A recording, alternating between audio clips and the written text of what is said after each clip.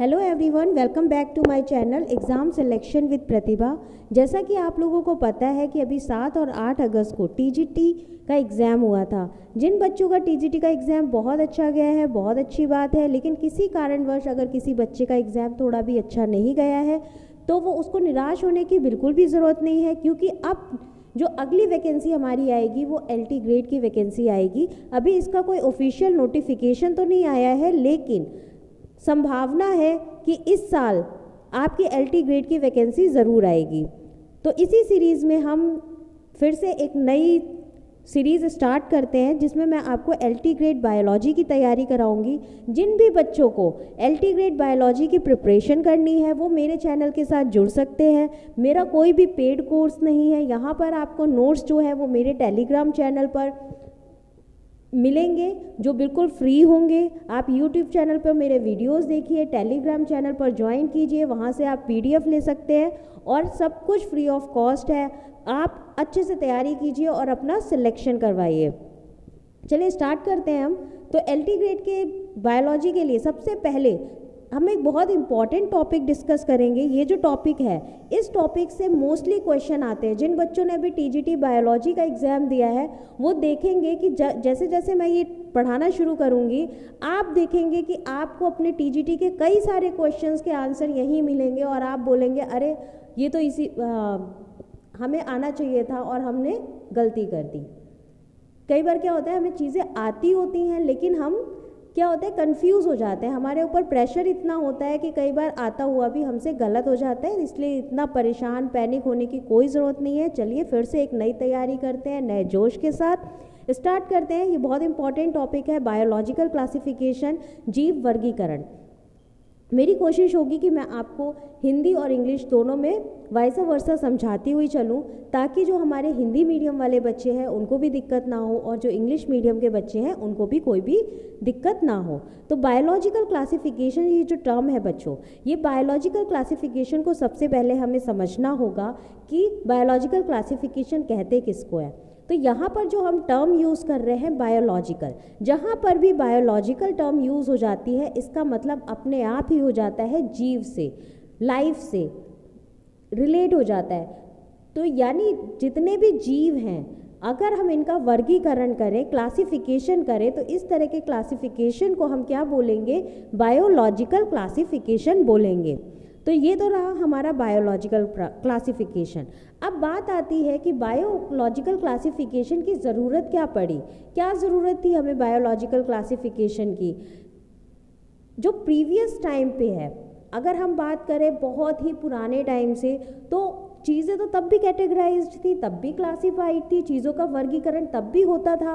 लेकिन तब जो वर्गीकरण होता था चीज़ों का, वो साइंटिफिक वर्गीकरण, साइंटिफिक क्लासिफिकेशन बिल्कुल भी नहीं था। जो वर्गीकरण हम करते थे, क्लासिफिकेशन करा था, वो किसके बेसिस पे था, हमारी ज़रूरतों के बेसिस पे था। यानी कि हमारी ज़रूरतें क्या थी, फूड था, शेल्टर था, क्लोथिंग थी। तो इनके बेसिस पे जो भी हमारी क्लासिफिकेशन हुई थी, तो ये बायोलॉजिकल क्लासिफिकेशन जो है वो बिल्कुल भी साइंटिफिकली प्रूवन या सिस्टमेटिकली क्लासिफिकेशन नहीं था। तो सबसे पहले अगर बात करें कि बायोलॉजिकल क्लासिफिकेशन को सबसे पहले किसने इसकी शुरुआत की थी, तो शुरुआत किसने की थी, एरिस्टोटल ने की थी। एरिस्टोटल यानी अरस्तु जो थे, इन्होंने सबसे पहले साइंटिफिक बेसिस पे लिविंग ऑर्गेनिजम्स जो थे, जो जीव थे, उनका वर्गीकरण यानी क्लासिफिकेशन स्टार्ट किया था।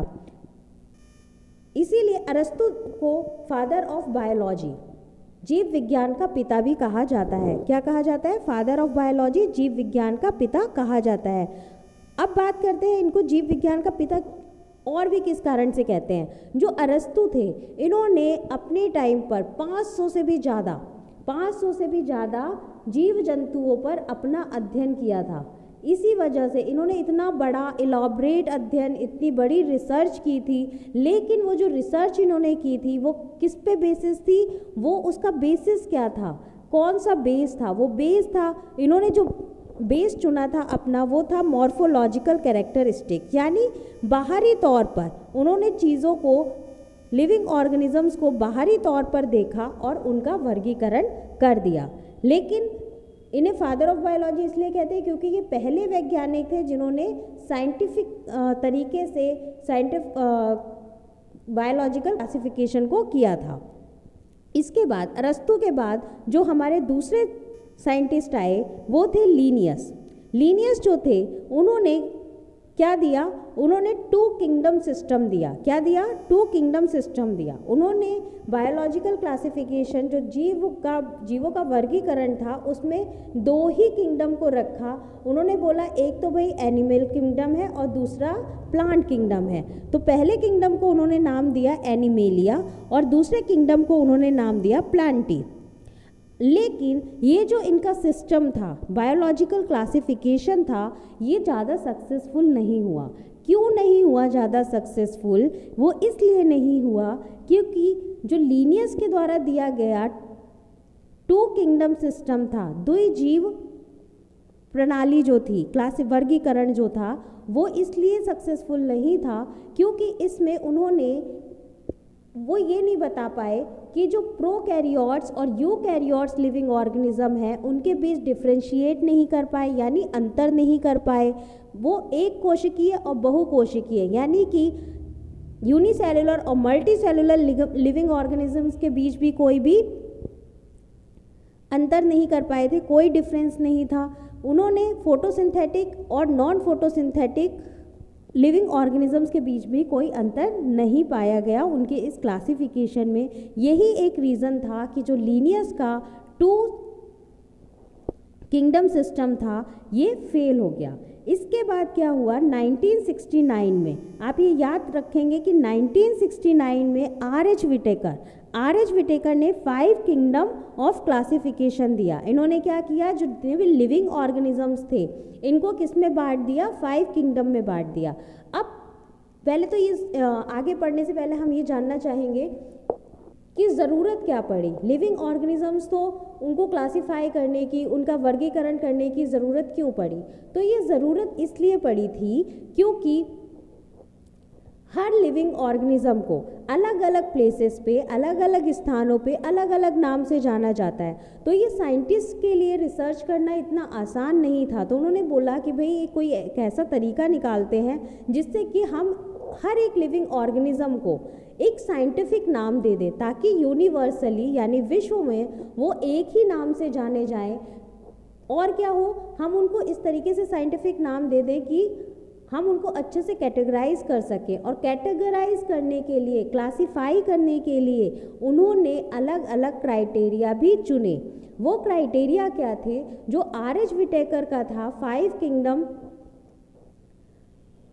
क्लासिफिकेशन, ये अभी तक हम अडॉप्ट करते आ रहे हैं। और ये जो था आर.एच. विटेकर ने क्यों किया था, उन्होंने क्या सोचा, क्या क्राइटेरिया था उनका, इसको हम बाद में पढ़ेंगे। पहले हम देखेंगे कि उन्होंने कौन कौन से किंगडम दिए। तो यहाँ पर हम देखते हैं ऑर्गेनिजम्स, किसकी बात हो रही है? लिविंग ऑर्गेनिजम्स की बात हो रही है। तो लिविंग ऑर्गेनिजम्स जो होते हैं वो पता है कि 2 प्रकार के होते हैं। एक होता है हमारा प्रोकैरियोटिक, दूसरा होता है यूकैरियोटिक। प्रोकैरियोटिक, प्रो का मतलब होता है यहाँ पर प्रिमिटिव से, प्रिमिटिव मतलब पुराना। क्या मतलब होगा? पुराना। और कैरियोटिक का मतलब होता है सेल, यानी जो सबसे पुराने सेल हैं। जब धरती कभी बनी होगी तो जो सबसे पुराने सेल बने होंगे उनको हम क्या बोलते हैं? प्रोकैरियोटिक सेल्स बोलते हैं। ये प्रोकैरियोटिक सेल कैसे रहे होंगे? यूनिसेलुलर रहे होंगे, यानी एक कोशिकीय रहे होंगे। कैसे रहे होंगे? एक कोशिकीय। तो उन्होंने बोला, विटेकर ने बोला कि जो लिविंग ऑर्गेनिजम्स प्रोकैरियोटिक होंगे और यूनिसेलुलर एक कोशिकीय होंगे, उसको उन्होंने किस किंगडम के अंडर रखा? क्या नाम दिया उस किंगडम को? मोनेरा नाम दिया। तो हमारा पहला किंगडम क्या हो गया? मोनेरा हो गया। दूसरा हमने पढ़ा कि लिविंग ऑर्गेनिजम्स जो थे वो यूकैरियोटिक टाइप के भी थे। तो यूकैरियोटिक में अगेन 2 कंडीशंस आ गई। उन्होंने बोला या तो जो यूकैरियोटिक हैं, यूकैरियोटिक मतलब एडवांस, ये वेल डेवलप्ड सेल वाले लिविंग ऑर्गेनिजम्स हैं। इसमें भी दो कंडीशंस थी, या तो वो यूनिसेलुलर होंगे या तो मल्टीसेलुलर होंगे। जो यूनिसेलुलर होंगे यानी एक कोशिकीय होंगे, उनको उन्होंने कौन से किंगडम में यानी जगत में रखा, तो वो था प्रोटिस्टा। कौन था? प्रोटिस्टा। तो सेकेंड किंगडम हमारे पास कौन सा आया? प्रोटिस्टा आया। अब मल्टी सेलुलर ऑर्गेनिजम्स यानी कि बहुकोशिकीय, अगर हम बहुकोशिकीय ऑर्गेनिजम्स की बात करें, जीवों की बात करें, तो वो उनके अंदर भी दो कंडीशन आई, या तो उनमें सेल वॉल प्रेजेंट होगी या वो बिना सेल वॉल के होंगे। जिनमें सेल वॉल प्रेजेंट होगी, अब हमको इतना पता है कि सेल वॉल जो है वो प्लांट्स में प्रेजेंट होती है। तो प्लांट्स क्या है? फोटोसिंथेटिक हैं। तो जिनमें सेल वॉल प्रेजेंट होंगी उसमें भी दो कंडीशन है, या तो वो फोटोसिंथेटिक होंगे या नॉन फोटोसिंथेटिक होंगे। जो फोटोसिंथेटिक होंगे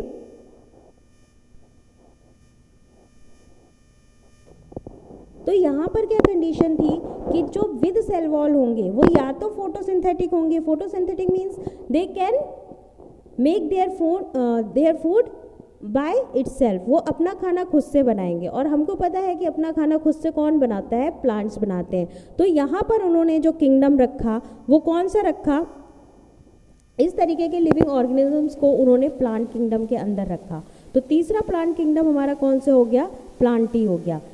चौथा है नॉन फोटोसिंथेटिक, मतलब वो लिविंग ऑर्गेनिज्म जो अपना खाना खुद से नहीं बना सकते, अपने खाने के लिए दूसरे ऑर्गेनिजम्स पे डिपेंड करेंगे। Living organism which can not make their food by its own, they depend on another organisms for their food, that is non photosynthetic living organism. और इसमें जो किंगडम नाम दिया वो क्या दिया? फंजाई। तो फोर्थ किंगडम हमारे पास कौन सा आ गया? फंजाई आ गया। फिफ्थ क्या है? विदाउट सेल वॉल, ऐसे लिविंग ऑर्गेनिज्म जिसमें कि सेल वॉल प्रेजेंट नहीं होगी, वो सब किसके अंडर आए? एनीमेलिया के अंडर आ गए। अब आपको पता चल गया कि आर.एच. विटेकर ने 5 किंगडम दिए। पहला मोनेरा, दूसरा प्रोटिस्टा, तीसरा प्लांटी, चौथा फंजाई और पांचवा एनीमेलिया। नेक्स्ट देखते हैं, जो आर.एच. विटेकर थे उन्होंने जो क्लासिफिकेशन दिया उसका भी एक क्राइटेरिया था। उन्होंने क्या इंक्लूड किया? उन्होंने ये जो लिविंग ऑर्गेनिजम्स थे, जीव थे, इनका वर्गीकरण करने के लिए कौन कौन सी चीज़ों को कंसीडर किया? तो उन्होंने क्या क्या कंसीडर किया?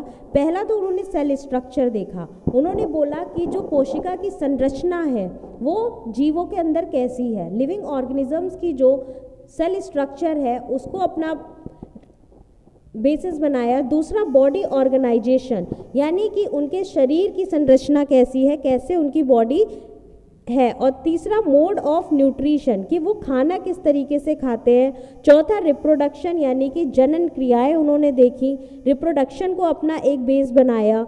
और उसके अलावा फाइलोजेनेटिक रिलेशनशिप्स को अपना बेस बनाया। तो ये था आर.एच. विटेकर का, जिसमें आर.एच. विटेकर ने जो क्राइटेरिया लिए थे वो कौन कौन से लिए? पहला सेल स्ट्रक्चर, दूसरा बॉडी ऑर्गेनाइजेशन, तीसरा मोड ऑफ न्यूट्रिशन, खाने का तरीका, चौथा रिप्रोडक्शन जनन और फाइलोजेनेटिक रिलेशनशिप। पांचवा क्या है? फाइलोजेनेटिक रिलेशनशिप है। इसके बाद हम एक कंपैरिजन देखते हैं कि आर.एच. विटेकर ने क्या किया था। इसमें आप यहाँ पे देखिए कैरेक्टर्स दे रखे हैं 5 किंगडम्स का। सबसे पहले उन्होंने क्या क्राइटेरिया लिया? सेल टाइप का क्राइटेरिया लिया। तो उन्होंने मोनेरा में बताया कि मोनेरा जो है वो प्रोकैरियोटिक है। कैसे हैं? प्रोकैरियोटिक है। प्रोटिस्टा कैसे हैं? यूकैरियोटिक होंगे। उनका सेल टाइप कैसा होगा? यूकैरियोटिक होगा। फंजाई में यूकैरियोटिक होगा, प्लांटी में यूकैरियोटिक होगा और एनिमेलिया भी यूकैरियोटिक होंगे। नेक्स्ट जो उनका क्राइटेरिया था वो था सेल वॉल। सेल वॉल कैसे बनी हुई होगी, यानी कोशिका भित्ति। सेल वॉल क्या है? कोशिका भित्ति कहते हैं। तो कोशिका भित्ति जो मोनेरा के अंदर है, मोनेरा के अंदर non cellulosic polysaccharide plus amino acid की बनी होती है। ये क्वेश्चंस जो होते हैं ना सेल वॉल से रिलेटेड, ये बहुत क्वेश्चंस पूछे जाते हैं आपसे, चाहे वो आपका यूपी टैट का एग्जाम हो, सी टैट का एग्जाम हो, मोस्टली जो टीजीटी का भी एग्जाम है उसमें भी पूछ लिया जाता है। एलटी ग्रेड में भी पूछ लिया जाता है कि कौन से लिविंग ऑर्गेनिज्म की सेल वॉल किस कंपोनेंट से बनी हुई है। ठीक है, तो आप याद रखेंगे कि जो मोनेरा की सेल वॉल है वो नॉन सेल्यूलोजिक होती है, यानी कि पॉलीसैकेराइड प्लस अमाइनो एसिड से बनी होती है। दूसरा जो प्रोटिस्टा है उसमें क्या होता है, उसमें कोई प्रोटिस्टा में किसी में ही सेल वॉल प्रेजेंट होती है, सब में प्रेजेंट नहीं होती है। तीसरा जो किंगडम है हमारा फंजाई, फंजाई में क्या होता है, सेल वॉल जो होती है वो काइटिन की बनी हुई होती है। प्लांट किंगडम में सेल वॉल सेल्यूलोज की बनी हुई होती है। एनिमेलिया में सेल वॉल एब्सेंट होती है, एनिमेलिया में सेल वॉल प्रेजेंट नहीं होती है। अब तीसरा क्राइटेरिया जो था विटेकर का, that is nuclear membrane. Nuclear membrane की बात करें तो मोनेरा में न्यूक्लियर मेम्ब्रेन एब्सेंट होगी, प्रोटिस्टा में प्रेजेंट है, फंजाई में भी पाई जाएगी, प्लांट में भी पाई जाएगी और एनिमेलिया में भी प्रेजेंट होगी। केवल मोनेरा में न्यूक्लियर मेम्ब्रेन प्रेजेंट नहीं होगी। जब अभी आपको ये एक सुपरफिशियल है, इसके बाद जो हम स्टार्ट करेंगे वो हर एक किंगडम को डिटेल से पढ़ेंगे। किंगडम मोनेरा को बहुत डिटेल में पढ़ेंगे, प्रोटिस्टा को बहुत डिटेल में पढ़ेंगे, ताकि आपको ये सारी चीज़ें क्लियर हो जाए। ये एक ओवरव्यू है आपके समझने के लिए। अगर आप इतना समझ लेंगे तो जब आप डिटेल में पढ़ेंगे तो आपको बहुत ज़्यादा समझने की ज़रूरत नहीं पड़ेगी, आपके लिए बहुत ईजी हो जाएगा। नेक्स्ट जो उन्होंने देखा बॉडी ऑर्गेनाइजेशन देखा। फोर्थ जो क्राइटेरिया था वो था बॉडी ऑर्गेनाइजेशन। मोनेरा में किस तरीके की बॉडी ऑर्गेनाइजेशन होगी, सेलुलर बॉडी ऑर्गेनाइजेशन होगी। प्रोटिस्टा के अंदर भी सेलुलर बॉडी ऑर्गेनाइजेशन होगी। फंजाई के अंदर कैसी होगी, मल्टी सेलुलर और लूज टिश्यूज, यानी कि बहुकोशिकीय होगी और उसके अंदर टिश्यू यानी उत्तक भी प्रेजेंट होंगे। प्लांट के अंदर क्या होगा, टिश्यू ऑर्गन्स प्रेजेंट होंगे। एनिमेलिया में टिश्यू ऑर्गन भी होगा और ऑर्गन सिस्टम भी होगा। एनिमल्स में हार्ट, किडनी, लंग ये सब पाए जाते हैं, तो ये क्या है, ऑर्गन सिस्टम भी है और टिश्यू ऑर्गन भी है। इसके बाद अब जो उनका नेक्स्ट क्राइटेरिया था, फिफ्थ क्राइटेरिया था, that is mode of nutrition.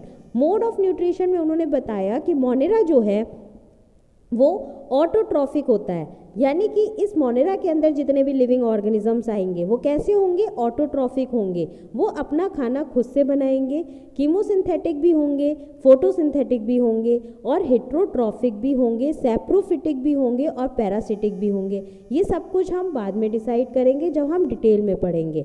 After that protista में उन्होंने बताया कि मोड ऑफ न्यूट्रिशन किस तरीके का होगा, ऑटोट्रॉफिक होगा, फोटोसिंथेटिक होगा और हेट्रोट्रॉफिक होगा। ऑटोट्रॉफिक, फोटोसिंथेटिक एक ही बात है कि वो अपना खाना खुद से बनाएंगे, और हेट्रोट्रॉफिक वो अपने फूड के लिए किसी दूसरी चीज़ पर डिपेंड करेंगे। फंजाई में भी हेट्रोट्रॉफिक, सैप्रोफिटिक और पैरासिटिक टाइप का न्यूट्रिशन होगा। प्लांट में ऑटोट्रॉफिक, फोटोसिंथेटिक न्यूट्रिशन होगा और एनिमेलिया में हेट्रोट्रॉफिक, होलोजाइक, सैप्रोफिटिक न्यूट्रिशन होगा। तो ये था हमारा एक जनरल बायोलॉजिकल क्लासिफिकेशन का कॉन्सेप्ट जो मैंने आपको बताया है। अगर आपको मेरा ये वीडियो पसंद आया हो तो आप प्लीज़ मेरे चैनल को लाइक करें, शेयर करें और सब्सक्राइब करें।